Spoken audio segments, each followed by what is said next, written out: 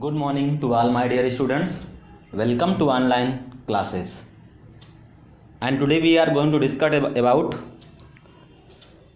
class 10th life process. बच्चों मैं class 10th की NCERT के पार्ट 6 पार्ट तक अपलोड कर चुका हूँ और उसके आगे आज नेक्स्ट पार्ट स्टार्ट करने जा रहा हूँ। और आप इसके पहले के भी जितने भी पार्ट्स अपलोड किए गए हैं प्ले स्टोर से प्लेलिस्ट से जा करके आप जो है वहाँ से आप सारे वीडियो लेक्चर देख सकते हैं। तो बच्चों आपको मैं बता दूं कि don't let the fear of losing be greater than the excitement of winning. बच्चों हारने के डर को जीतने की खुशी से ज़्यादा मत बढ़ने दो। समझ रहे हैं? यानी कि जो हारने का डर है वो क्या होना चाहिए, जीतने की खुशी से कम, यानी कि ना के बराबर उसको रखना चाहिए। ठीक है, तो आइए ये आपके लिए एक कोटेशन था। तो स्टार्ट करते हैं बेटा। ये एक्टिविटी 6.6 के ये हम पिछले वाले वीडियो लेक्चर में बता चुके हैं और इसके बाद हम स्टार्ट करते हैं जो पॉइंट्स है exchange of gases in animals. क्या नाम है? Exchange of gases in animals. और जिसमें कि आप देख सकते हैं कि exchange of gases in lower organism. Lower organism जैसे मान लीजिए एरोबिक रिस्पायरेशन इन अमीबा में आप देख सकते हैं। Exchange of gases in higher organism, ठीक है ना। और स्किन रिस्पायरेशन भी आप देख सकते हैं कि अर्थवार में जैसे पाया जाता है। एंड गिल रिस्पायरेशन भी देखते हैं, रिस्पायरेशन इन बोनी फिश, ठीक है ना, फिश वगैरह में भी आप देखते हैं। और उसके साथ साथ ट्रैकियल रिस्पायरेशन भी आप देखते हैं। ट्रैकियल रिस्पायरेशन भी पाया जाता है इंसेक्ट वगैरह में, ठीक है ना। तो इसमें हम थोड़ा सा इंट्रोडक्शन दिया गया है एनसीईआरटी में कि exchange of gases in animals, ठीक है ना, हायर लोअर एंड स्किन या गिल स्लिट्स आर ट्रैकियल माध्यम से। तो आइए शुरू करते हैं बेटा। Since the amount of dissolve oxygen is fairly low compared to the amount of oxygen in the air. बच्चों जो जीव जल में रहते हैं, ऐसे जीव जो जल में रहते हैं और जल में विलेय ऑक्सीजन का उपयोग भी करते हैं, क्या करते हैं? जल में विलेय ऑक्सीजन का उपयोग भी करते हैं। The rate of breathing in aquatic organism is much faster than that seen in terrestrial organism. क्योंकि जल में विलेय ऑक्सीजन की मात्रा वायु में ऑक्सीजन की मात्रा की तुलना में बहुत कम होती है। इसीलिए जलीय जीवों की श्वास की जो दर होती है, रेस्पिरेटरी रेट जो होता है वो क्या होता है? टेरेस्ट्रियल जीवों की अपेक्षा क्या होता है? तीव्र होता है। बात समझ में आ गई?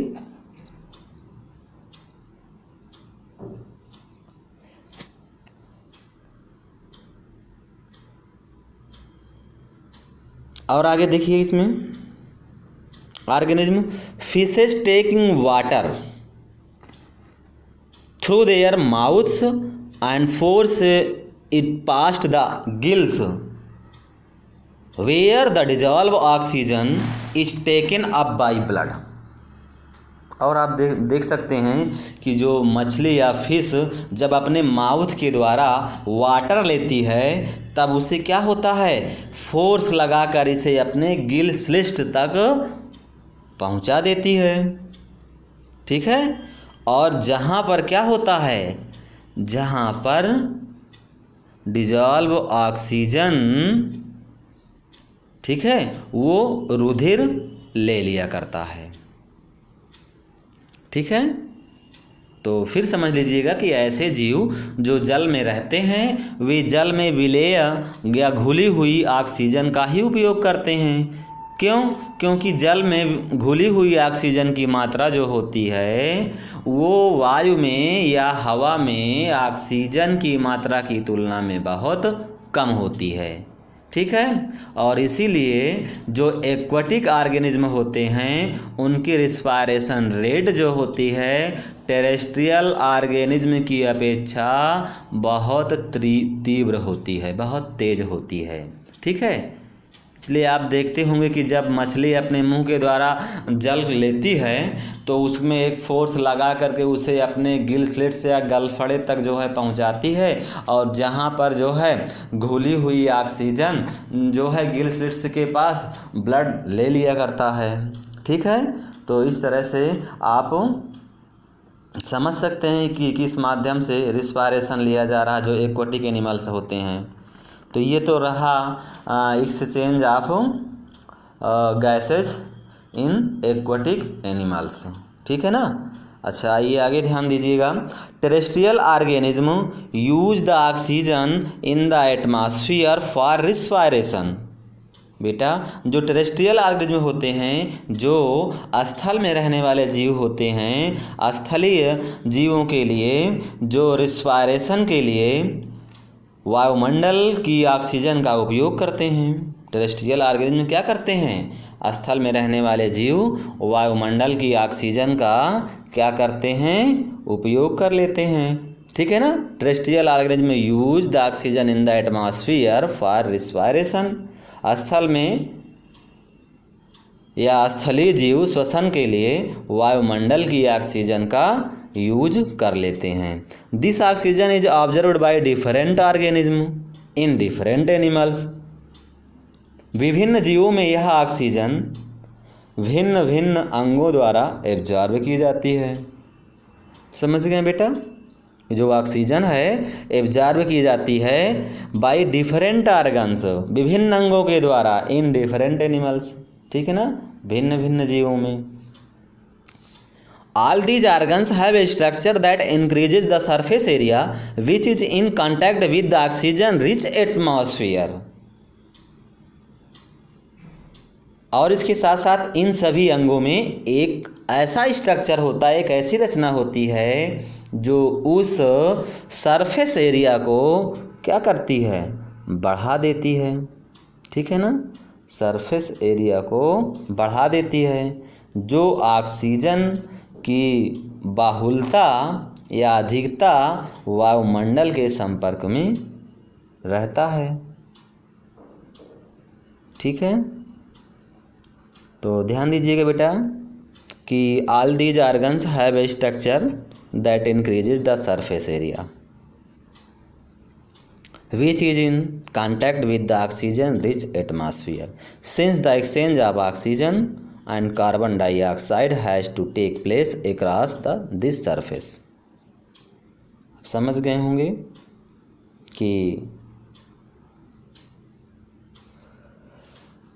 जो गैसों का ऑक्सीजन का एक्सचेंज किया जा रहा है, ठीक है ना, जब exchange of oxygen and CO2 का एक्सचेंज किया जाता है, आदान प्रदान, तो has to take place across this surface, उसके सरफेस के आर पार आ जा सकता है। ठीक है ना, एक्सचेंज हो सकता है। This surface is very fine and delicate.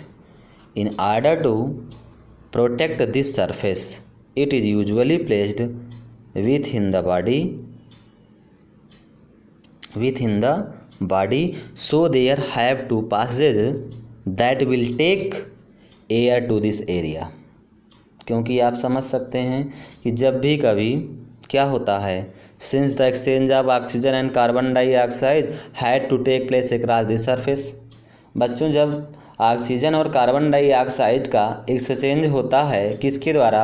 सतह के आर पार। ठीक है ना, जो सरफेस एरिया होता है उसके आर पार होता है। तो यह सतह कैसी होती है? तो यह सतह वेरी फाइन एंड डेलिकेट होती है, बहुत पतली होती है और बेटा मुलायम भी होती है। ठीक है ना।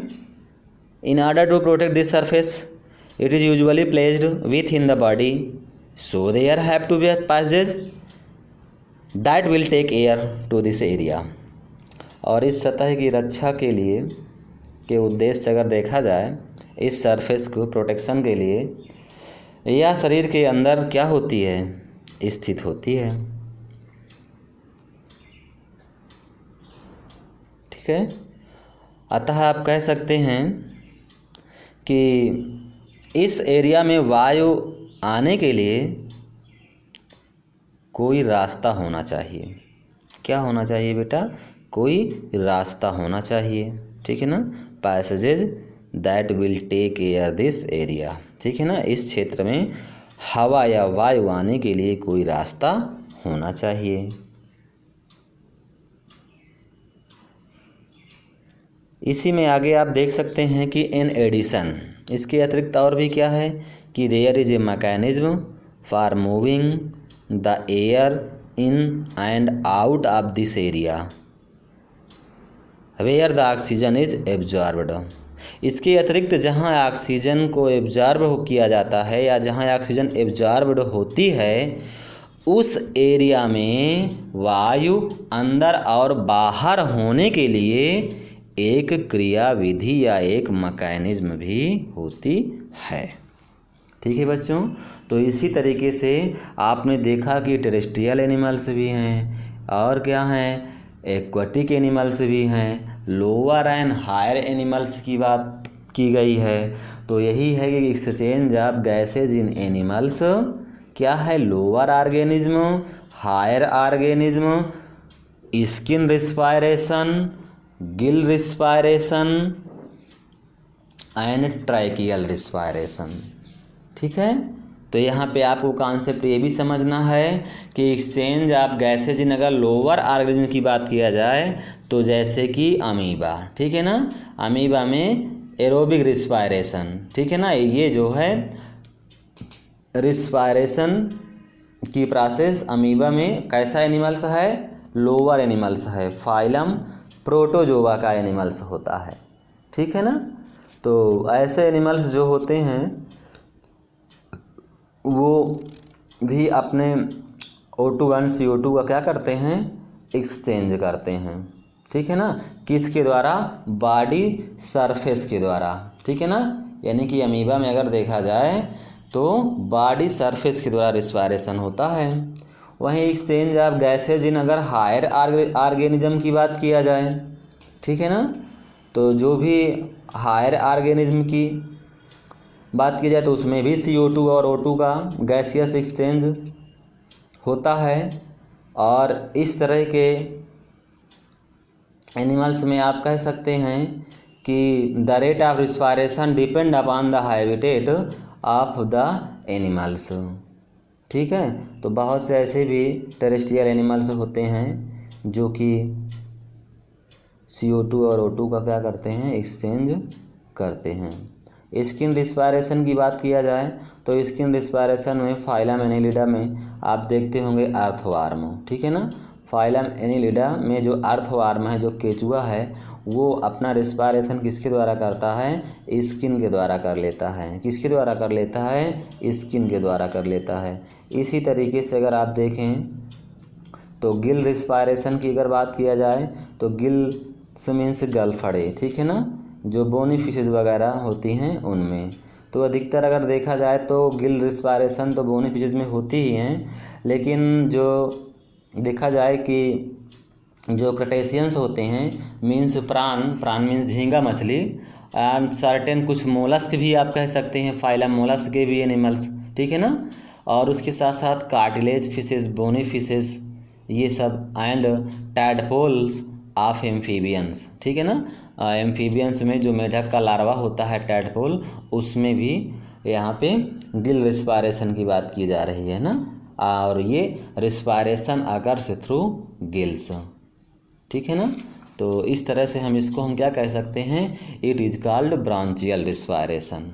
किसमें, क्रस्टेशियन में प्रांस आते हैं या झींगा मछली, फाइलम मोलस्क में आपके आते हैं mussels and cartilaginous fishes, bony fishes या टैडपोल ऑफ एम्फीबियंस, ठीक है ना। मेढक का जो लार्वा होता है, क्योंकि ये टेरेस्ट्रियल और एक्वाटिक दोनों होते हैं मेढक ना, लेकिन इनके जो लार्वा होते हैं वो गिल्स के द्वारा भी respiration occurs through gills, it is called branchial respiration.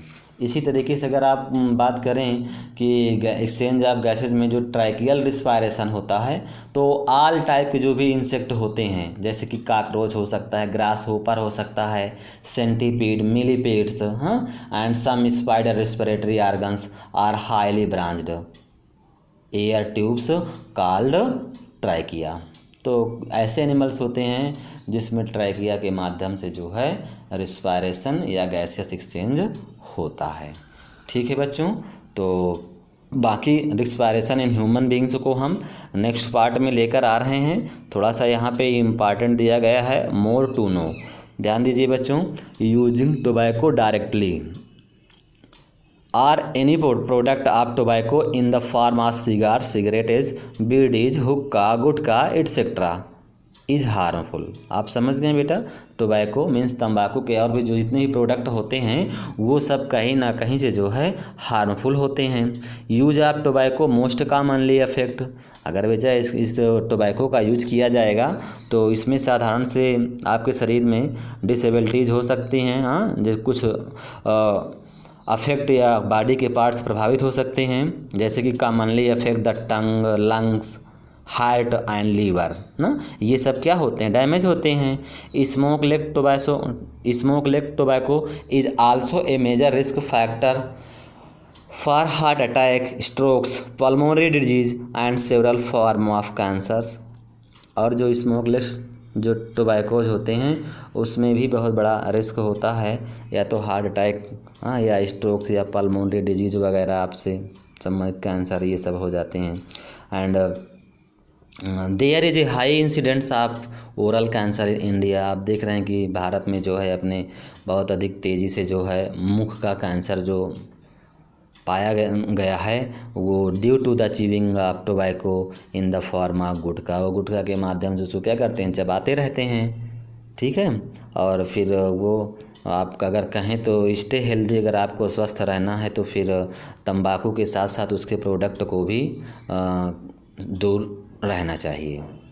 ठीक है बेटा, तो thank you so much, love you all. Next part में हम आपसे फिर मिलते हैं।